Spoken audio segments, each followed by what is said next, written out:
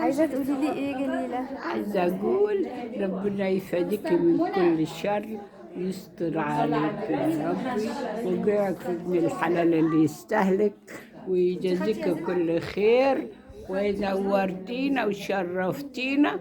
ربنا يكفيك شر ولاد الحرام اللي يأذوك ويسهل لك كل ما تمشي في طريق ربنا يسهله لك. انا بحبك جدا. وانا حبيتك جدا. ربنا يحفظك يا جلجل يا رب. ربنا يحفظك من كل شر انت ويخليك. انا عجوزة. انت جميلة يا جليلة، ما انت حدش قمر. انا هجيب لك عريس. هتجيب لي عريس؟ ابوك موجود؟ ابويا موجود.